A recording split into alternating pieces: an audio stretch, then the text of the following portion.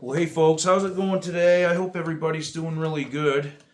Today I'm going to go over a little section of a Van Halen tune called Little Guitars. I created a YouTube short yesterday, the first one I've done, and I played a little bit of that. And, I got some comments on it, and one person said they wish they could play like that. Well, I'm going to show you how here in just a second. Now, this is some pretty cool technique, really. I think, I see these videos, what made Eddie Van Halen a great guitar player. I think a lot of guys miss the boat on this. A lot of it, in my opinion, was his right hand technique. He knew what to do on this side of the guitar, too, as well, but his technique was so good. His rhythm was unmatched. He could play behind the beat so well, it almost hurt. He could really manipulate time, which was cool. And like I said, I'm just going to go over a little section of the song. Now, on the record, he's tuned up on a miniature Les Paul. I think they were Chiquita or something. I remember him in the 80s, but he's pitched up a whole minor third. So, to save time and not have you guys go through all the tuning, I'm going to do it in standard tuning. We're in drop D, actually. So you got to lower your E string down to a D. Now, when you do learn what I'm going to show you, you can pitch your guitar up to the proper pitch like you did on the record. All the positions are going to be in the same place. All the fingering's going to be the same and everything. You play it just like I show you, but it's going to be pitched up to where he recorded that on the record. So I'm going to play just a little bit of it. I think I got a pretty neat way to teach this. It's a really hard thing to teach here. I've been kind of pondering how I was going to pull this off, but here we go. Bear with me anyway. I'm going to play just a little bit, then we'll get right into it.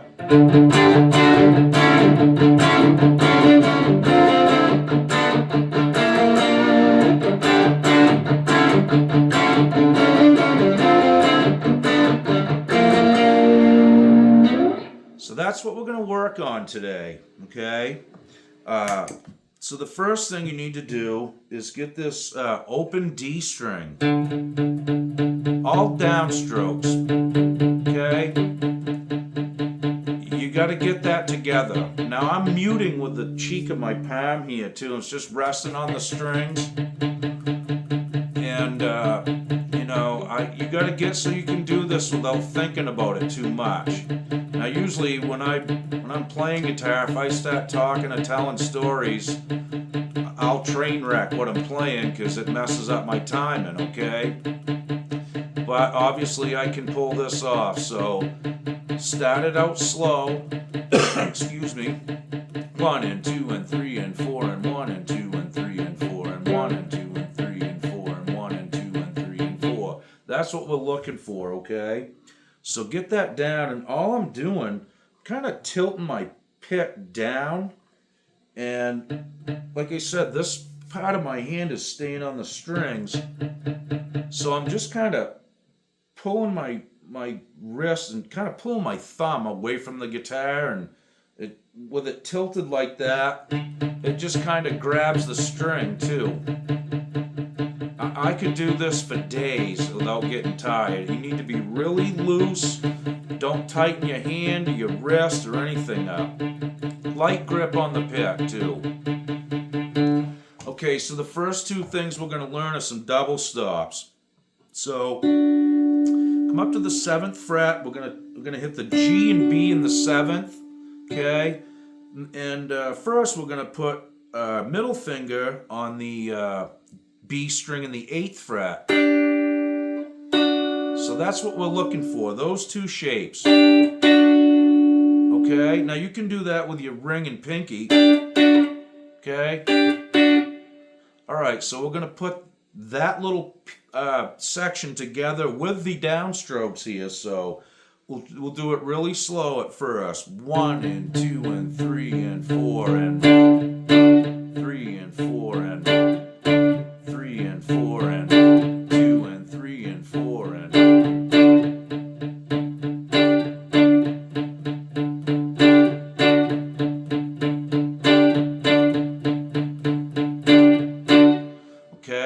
get that comfortable again so you can do it without thinking too much. Now I think he hits it twice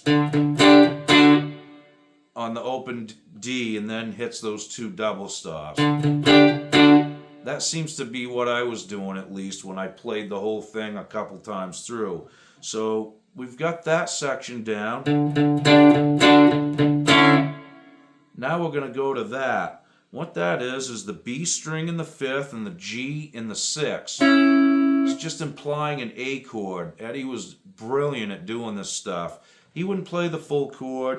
He'd just use double stops, maybe a triad to voice the chord out and imply the chord, okay?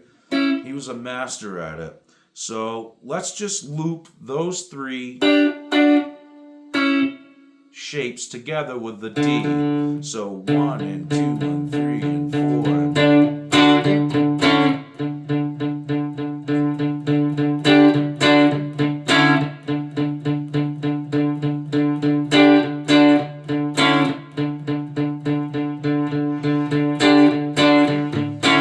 That's what we're looking for, okay? Now, you notice there's a little off time there, but that's the beauty of it.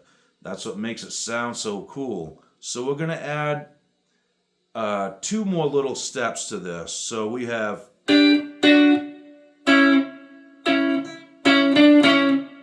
That's going to be the next one. We're going to hit that again, and then we're going to add the ring finger onto the G string in the 8th. So that's what we're adding on to what we already have. Okay, so really slow. 3 and 4 and...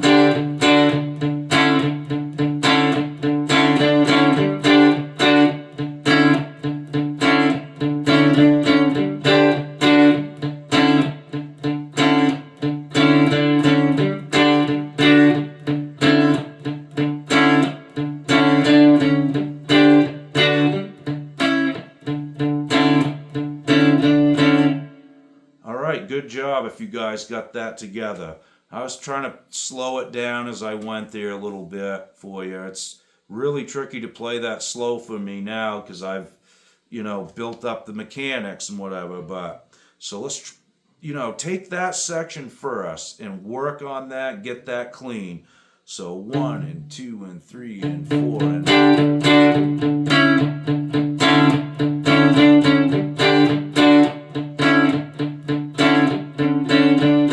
slow.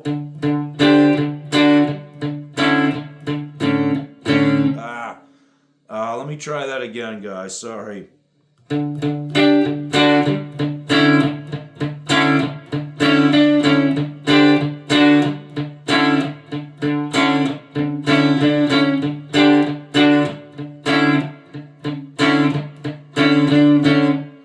Okay, sorry for the mistakes. You'll see, it is trickier than it looks, but I'm so used to doing it up to speed now. I don't have to think about it too much. So, all right, so you'll get there too. Now the next thing we're gonna do is basically the same shapes that we played here. So we have this.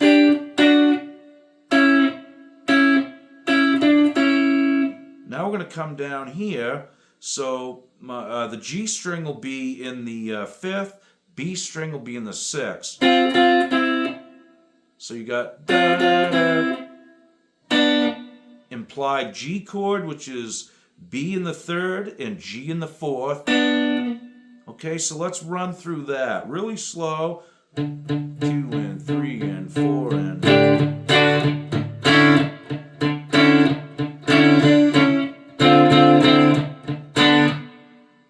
Okay, one more piece and we got it really close. Really easy. So I'm barring the G, B, and E in the 3rd. My pinky is on the B string in the 5th. Then I just take it off. What I'm holding here is basically a G minor, okay? So, and then you just start from the beginning again, okay? So really slow. 1 and 2 and 3 and 4 and...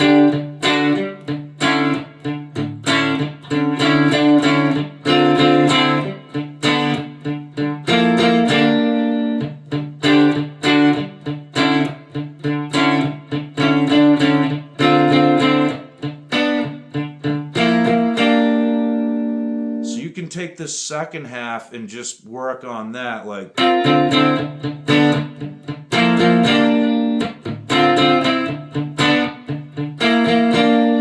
I'll do them both really slow, okay?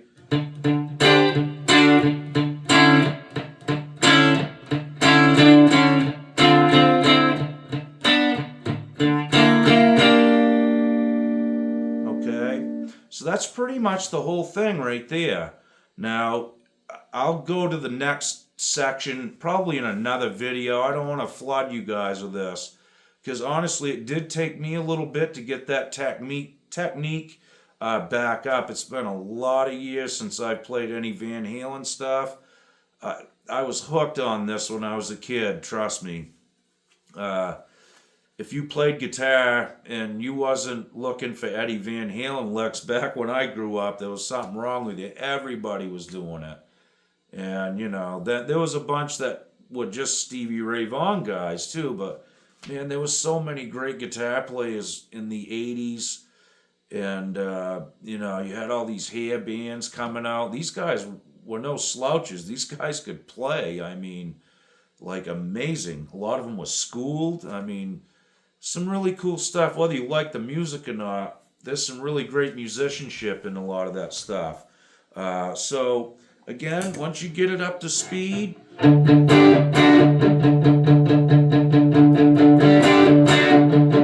know, I've worked on that at first, just...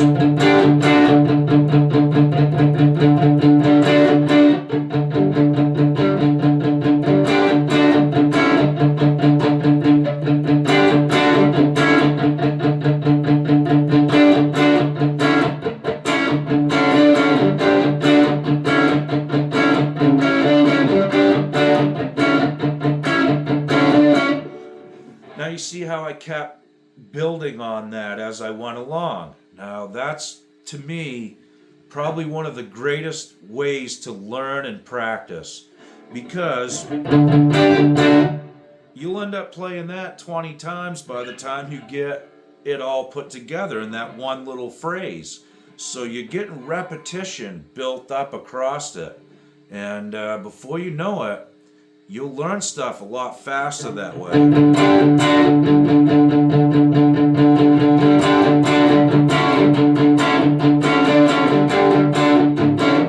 You know, so I might take just 3 of them. The 3 at first. And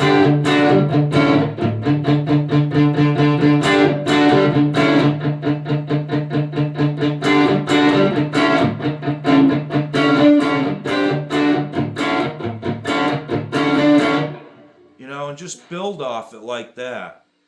It works really well for me. Like I said, it's not just playing the whole thing all the way through, which you have to do a lot of repetitions to get that.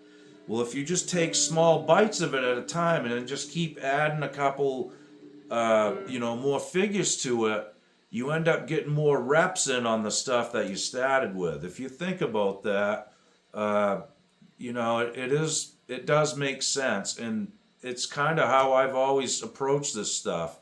Whether it was scales or chords or a progression, I'd just take a piece of it, work on it, and then add another phrase or another chord or another group of notes or whatever until, you know, I got the whole thing worked out, which it kind of slows you down too, so you're actually getting more visual on what the shapes look like as you do it too.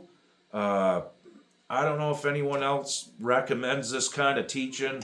I'm self-taught, so you know, it is what it is, but it works for me. And you know, I know a lot of you guys probably aren't schooled musicians either. I mean, you know, so this is for layman's, you know, this is all in layman's terms for the average dude that's just sitting around playing. And, you know, we need our own schooling too. So here it is. It works though. And like I said, you don't have to play this like I'm doing it. You could play it with your, which sets you up, you know, if you play it with your ring and pinky, it sets you up, you know, it's efficient that way. Because you're not moving your hand a lot. You're moving your hand more that way. Whatever makes you feel good. And sometimes it comes down to, I may be able to play it in time better doing it that way. I mean, that's just my own quirky thing, but, you know, I will try to finger stuff in a couple different ways and see what feels good to me. And sometimes I can remember it better if I do it like this versus doing it like this. As odd as that sounds, it's a true thing with me at least. So, like I said, just get that down first. You got to get that together. And like I said, if you work on that, just that, and then, you know, do that for 10 minutes or so, and then go play a scale, you'll notice how much more accurate you can pick. I'm not even kidding you. So there's another little trick of the trade. So work on those, folks, and like I said, I will do a lesson on the rest of the song and show you the other sections of it. It's really cool. And again, we're going to get into some more right hand techniques, a lot about dynamics, and you know, I think it's well deserved. A lot of people don't teach that when they're talking about Eddie Van Halen stuff. And you know, I've kind of noticed it over the years. It's like, why doesn't anybody ever talk about how awesome his rhythm patterns and his feel and touch were? It's just amazing how great he was at it. At least that draws me to a lot of his playing, is that it's those dynamics, the muting, all that stuff. It just sounds incredible when he does it. You know, playing behind the beat. Just really cool stuff. I'm pretty sure that's where I learned how to do that accidentally, you know, because I didn't know what was going on. I just heard stuff and was like, wow, it almost sounds like he's gonna mess up. He's so behind, but it never would, and it would cause this tension to the listener. Like, amazing stuff. It really is. So anyway, we'll get into more Van Halen stuff. It's been a lot of years, guys, since I've even played Van Halen songs. And maybe it's time that I get back there. I did notice a lot of the technique that I learned over the years playing that stuff has kind of gone behind me, and I need to kind of tighten that up some more. So stick around, and I'll have some more lessons coming up on it. And, you know, as always, it's always unplanned, unrehearsed. No commercials in my videos either. I have enough, you know, subs to monetize, but I'm not going to do it right now. I may not do it ever. I don't know. I'm not putting commercials in my videos, though. I hate watching commercials in YouTube videos, personally. A lot of times I'll click away, so I'm not doing it. I'm really not doing this for money. I'm just doing it for fun and trying to pass along this stuff that I've picked up, being self-taught, and, you know, mostly because there was nobody around to teach when I was playing. I would have had to drive an hour from home and pay $30 for a half-hour lesson, and I couldn't even afford guitar strings, so I had to do what I had to do. And, you know, I know there's people out there. I know we have YouTube, and there's some great stuff on YouTube, some great teachers. You got to find them, though. That's how it works. There's some really bad ones, too. So, you know, I could fall into either category, I guess. Probably more of the latter. But in any case, I want to kind of, you know, just share this and leave it behind for the up-and-comers. And hopefully it helps somebody. All right, guys, enough yakking and blabbing. The next lesson, I'll dig out a little guitar. I got a little electric I'll pull out, an old vintage one, too. That'll be kind of cool. All right, guys. Thanks again. We'll see you real soon. Be good. Okie doke.